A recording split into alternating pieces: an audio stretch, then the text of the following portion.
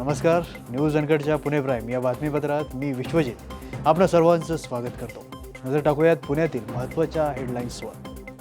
पुणे काँग्रेस इच्छुकांना मंगळवारपासून देणार अर्ज. आघाडीचे सर्वाधिकार शरद पवारांना. राष्ट्रवादी काँग्रेस शरदचंद्र पवार पक्षाच्या बैठकीत निर्णय. इंडिगो विमान उड्डाणे रद्दचा BCCIला फटका. आणि आर्यन्स ग्रुप आणि AGC स्पोर्ट्स प्रायोजित नॅशनल पॅरा शूटिंग चॅम्पियनशिप स्पर्धा उत्साहात. आता पाहूयात बातम्या विस्ताराने.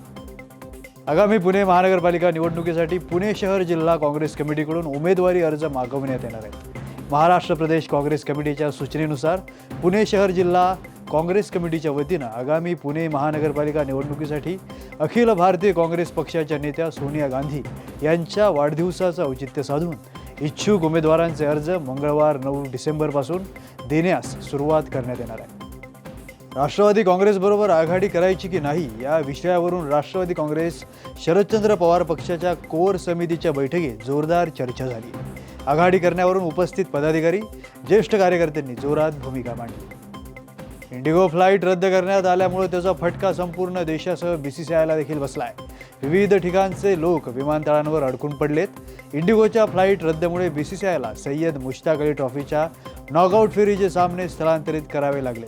इंदूर इथं होणारे नॉकआउट सामने आता पुण्यात खेळवण्यात येणार आहेत. हे सामने मूळतः होळकर क्रिकेट स्टेडियम आणि एमराल्ड हायस्कूल मैदानावर खेळले जाणार आहेत. शेवटचे 12 सामने सुपर लीग आणि अंतिम सामना 12 ते 18 डिसेंबर दरम्यान इथं पार पडणार होते, परंतु आता हे सर्व सामने पुण्यात हलवण्यात आलेत. आर्यन्स ग्रुप आणि AGC स्पोर्ट्स प्रायोजित 6वी नॅशनल पॅरा शूटिंग चॅम्पियनशिप स्पर्धा दिल्लीतील डॉक्टर करणी सिंग शूटिंग रेंज इथं उत्साहात सुरू आहे. देशातील अनेक दिग्गज खेळाडूंनी आपले कौशल्य पणाला लावत या स्पर्धेत आपली घोडदौड कायम ठेवल्याचं दिसून आले. काल महाराष्ट्राच्या कविन केंगनाळकरनं ज्युनियर पुरुषांच्या एअर रायफल स्टँडिंग प्रकारात सुवर्णपदक मिळवलं. शिवाय त्यानं याच प्रकारात सिनियर पुरुष विभागात ब्रॉन्झ पदक देखील मिळवलं. ही स्पर्धा 5 ते 10 डिसेंबर या कालावधीत पार पडते.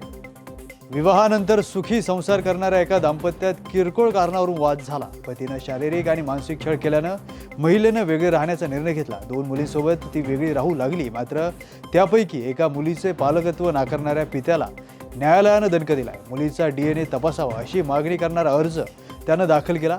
शिवाजीनगर येथील कौटुंबिक न्यायालयाचे प्रमुख न्यायाधीश श्याम रुक्मे यांनी पित्याचा अर्ज फेटाळून त्याला 5,000 रुपयांचा दंड ठोठावला. या बातमीसह बातमीपत्रात घेऊयात एक छोटीशी विश्रांती. पुढे जाऊ नका, पाहत राहा न्यूज अनकट. ऐतिहासिक वारसा लाभलेला मराठ मुलूक महाराष्ट्र. या महाराष्ट्राला विविध रंगी छटा आहेत. साहित्य, कला, पर्यटन, नृत्य, भाषा, संत परंपरा अशा विविधतेने तो नटलेला आहे. हीच गौरवशाली विविधता जपत स्वरंग मराठी केवळ महाराष्ट्राच्या सांस्कृतिक संहितेपुरते मर्यादित न राहता समकालीन नवकल्पनांवर आधारित कार्यक्रमांद्वारे मराठी मनोरंजन विश्वात स्वतःची एक अनोखी जागा निर्माण करत आहेत. मराठी मनोरंजन क्षेत्रातील उत्तम दिग्दर्शक, लेखक आणि निर्मात्यांच्या प्रतिभेचा पुरेपूर वापर करून मनोरंजनाचा आगळा वेगळा रंग उधळण्यास आम्ही सज्ज आहोत. स्वरंग मराठीचे उद्दिष्ट मराठी मनोरंजन क्षेत्रामध्ये मनोरंजनाची वहिवाट सोडून, रूढीवादी पद्धती तोडून मनोरंजनाचा समृद्ध अनुभव प्रदान करून देण्याचा आहे. म्हणूनच यात विविध पद्धतीचे मनोरंजक आणि माहितीपूर्ण कार्यक्रम स्वरंग मराठीवर बघता येतील. शेवटी एकच, धकाधकीच्या जीवनात धांगडधिंगा करण्यापेक्षा बसूया, हसूया, गाऊया, जगूया. नाती गोती श्रावण मोती गावामधले जीवंत रंग. नाती गोती श्रावण मोती गावामधले जीवंत रंग. चला जोडूया, चला पाहूया, जशी संस्कृती तसा स्वरंग. विश्रांतीनंतर सर्वांचं पुन्हा एकदा स्वागत. पाहूयात उर्वरित काही महत्त्वाच्या घडामोडी.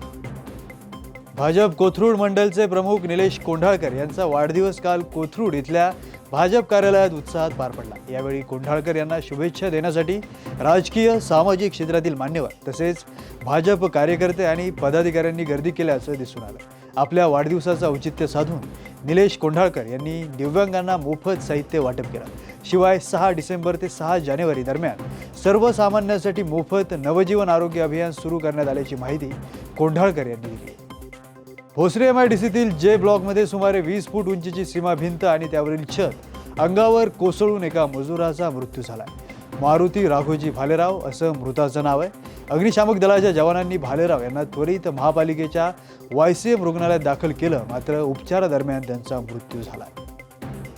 संकष्टी चतुर्थीनिमित्त दगडूशेठ हलवाई गणपती मंदिरात विविध पालेभाज्यांची आकर्षक आरास करण्यात आली असून पहाटेपासूनच भाविकांनी दर्शनासाठी मोठी गर्दी केली. यावर्षीपासून प्रत्येक चतुर्थीला ब्रह्ममुहूर्तात प्रसिद्ध गायकाला बाप्पासमोर कला सादर करण्याची संधी देण्याचा उपक्रम ट्रस्टनं सुरू केला आहे. या उपक्रमाची सुरुवात आज गायिका कृपा किरण नाईक यांच्या भक्ती गायनानं झाली. दौंड तालुक्यातील कुसेगावचे ग्रामदैवत श्री भानोबा देवाची यात्रा देव दानव युद्धासाठी राज्यात प्रसिद्ध आहे. ही 2 दिवसीय यात्रा मोठ्या उत्साहात व शांततेत पार पडली.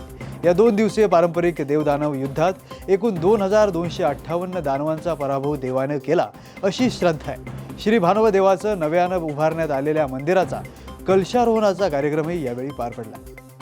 या बातमीसह वेळ झाली आहे पुणे प्राईममध्ये. इथे सामन्याची पाहत रहा न्यूज अनकट.